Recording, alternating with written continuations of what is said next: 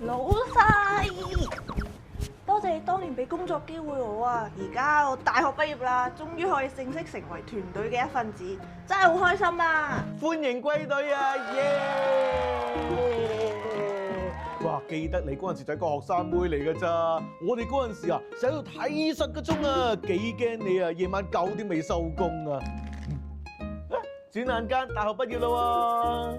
咦？但我見到合同寫咗試用期係60日，我想了解多啲清楚嘅具體安排啊！咦？點解小晴試用期係得60日咁好嘅？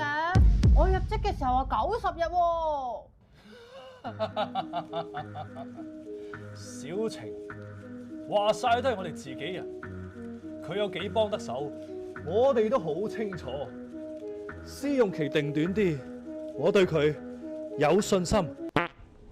講開試用期，不如趁呢個機會，大家一齊了解下相關嘅規定啊！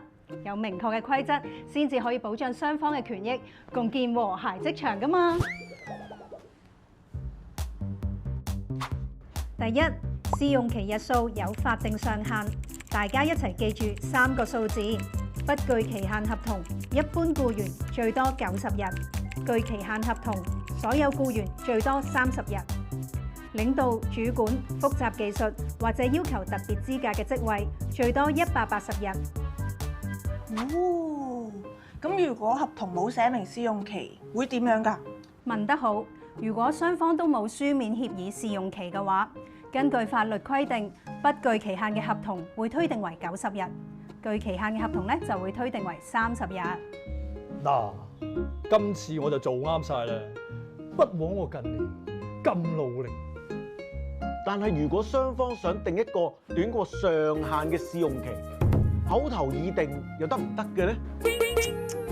無論係免除試用期定係訂立短啲嘅試用期，書面協議先至係保障嘅關鍵。口頭講係冇保障㗎。以小晴嘅情況為例啊，佢同公司簽訂嘅係不具期限嘅合同，書面協議試用期係60日，咁樣係比法定嘅上限更加優厚嘅。咁如果個員工表現未如理想，老細你又可唔可以延長試用期嘅呢？絕對唔可以單方面延長，因為試用期嘅日數係雙方一齊協議好嘅。就算僱員嘅表現未達標，僱主都冇權單方面延長，除非勞資雙方一齊同意延長試用期啦。但係延長嘅總日數都唔可以超過法定嘅上限。以一般嘅僱員為例啊，佢哋約定咗係60日，如果雙方同意之下延長到90日係可以嘅，但係超過90日咧就唔合法啦。明白啦，我哋公司一定會遵守法律，保障員工嘅權益。